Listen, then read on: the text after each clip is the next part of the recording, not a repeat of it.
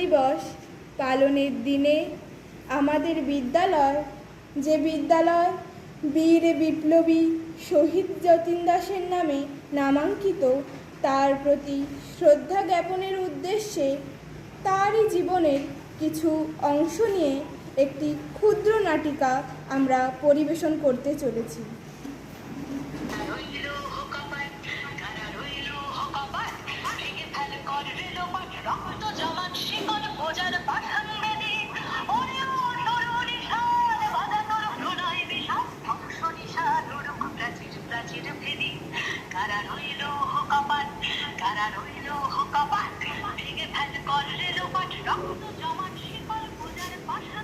স্বাধীনতা আন্দোলনে দীক্ষিত যতীন দাস বিপ্লবী শচীন সান্যালের কাছে বোমা বানানো শিখেছিলেন।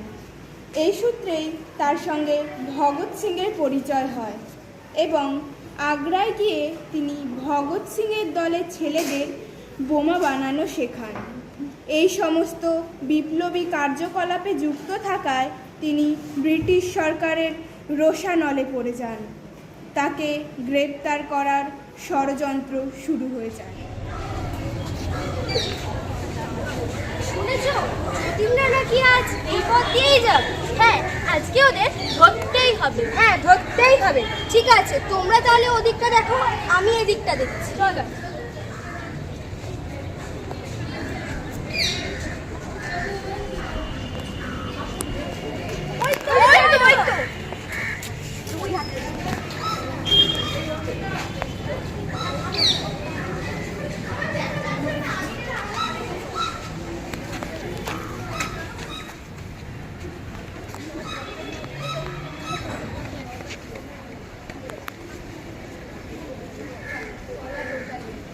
এসেছো সচিনদা, এসো।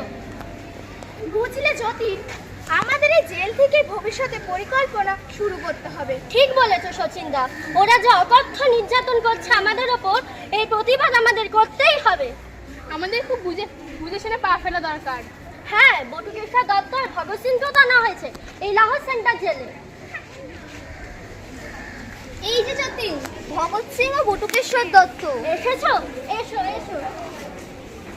জেলের মধ্যেও এরা এরকম অমানসিক নির্যাতন চালাবে যতীন? সত্যি কি নৃশংস!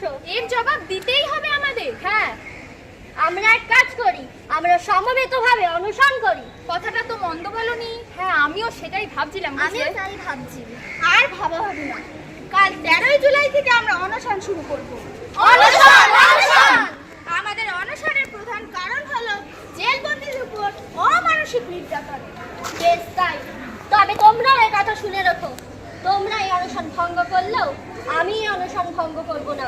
দেশমাতার মুক্তির জন্য আমি অনশন চালিয়ে যাব আমরণ। কি বলছো তুমি যতীন?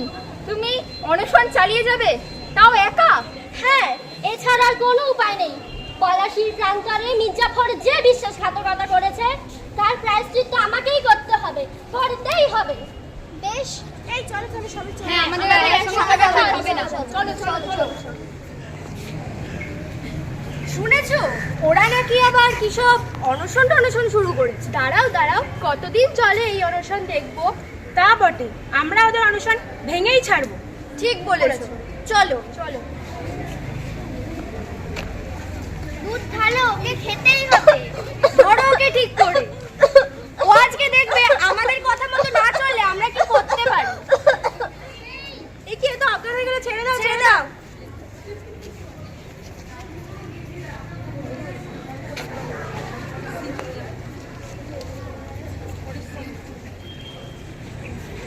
এসেছো কিরণদা, এসো এসো। আজ 53 দিন হয়ে গেল, দাদার কষ্ট তো আর চোখে দেখা যাচ্ছে না। আমাদের পণ আমরা রাখবোই। হ্যাঁ, বাবাও সেই রকমই নির্দেশ দিয়েছে। আরে তোমরা সবাই শুনেছো, লর্ড আরওয়ে এক বিশেষ প্রকারের ঘোষণাপত্রের মাধ্যমে আমাদের সমস্ত দাবি দাওয়া মেনে নিয়েছেন। বেশ ভালো কথা, তাহলে আগামীকাল থেকে আমাদের অনশন প্রত্যাহার করছে। হ্যাঁ, কিন্তু যতীনের কি হবে? সে তো দিন দিন পঙ্গু হয়ে যাচ্ছে। ওর সারা শরীর অসাড় হয়ে গেছে। ও হ্যাঁ, আরেকটা কথা, কোন এক কুখ্যাত গুপ্তচরের জামিনে নাকি যতীনকে ছেড়া হচ্ছে। না, আমরা কিছুতেই যতীনকে আমাদের থেকে দূরে যেতে দেবো না। যতীনকে যদি আমরা আমাদের থেকে দূরে নিয়ে যাই, তাহলে ওর এই রক্তক্ষয় সংগ্রামের কি হবে? আমরা তো সবাই ব্রিটিশ সরকারের কাছে পরাজয় স্বীকার করে নেব। তার থেকেও বড় কথা, ওর জীবনের শেষ কটা দিন ওকে আমরা আমাদের কাছেই রাখতে চাই। হ্যাঁ, এ মানা যায় না, আমরা মানব না, আমরা কিছুতেই মানব না, এ আমরা হতে দেব না, কিছুতেই না। একের পর এক দিন পেরিয়ে যায়, শুরু হয় অগ্নিযুগের এক অবিস্মরণীয় রক্তে রাঙা দিন। 5ই সেপ্টেম্বর 1929 সাল। সহযোদ্ধাদের অবরোধের ফলে জেল কর্তৃপক্ষ হার মানে। পরবর্তী 7টি দিন ভারতবাসী এক রুদ্ধশ্বাস মুহূর্তে সাক্ষী থাকে। 13ই সেপ্টেম্বর 1929 দুপুর 1:15 এলো সেই ভয়ঙ্কর খবর। মৃত্যুর কোলে ঢলে পড়েছেন যতীন দাস। বিপ্লবী যতীন দাস অমর রহে, অমর রহে, অমর রহে। বন্দে মাতরম, বন্দে মাতরম, বন্দে মাতরম, বন্দে মাতরম, বন্দে মাতরম, বন্দে মাতরম। লাহোর থেকে যতীনের মরদেহ হাওড়া পৌঁছাতে 3 দিন সময় লেগেছিল। অগণিত ভারতবাসী ট্রেন থামিয়ে পথে শ্রদ্ধা জানিয়েছিলেন এই মৃত্যুঞ্জয়ী বীরের উদ্দেশ্যে। 63 দিন অনশনে শহীদ হওয়া বীর বিপ্লবী যতীন দাসের উদ্দেশ্যে ক্ষোভে দুঃখে মর্মাহত কবি গাইলেন, সর্ব খর্ব তারে দহে তব ক্রোধ দাহ। হে ভৈরব শক্তি দাও, ভক্ত পারে যাব।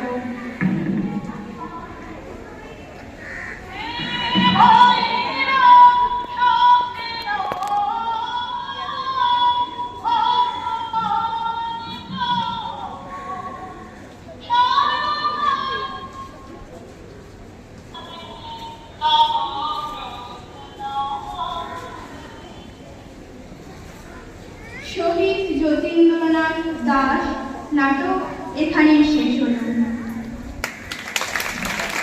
কৃষ্ণ কুমার, কুহুক দাস, রাজগুরু, বৃষ্টি সাহা, সচিন সান্যাল, বেদান্তি মণ্ডল, ভগৎ সিং, প্রজ্ঞা কর্মাপার,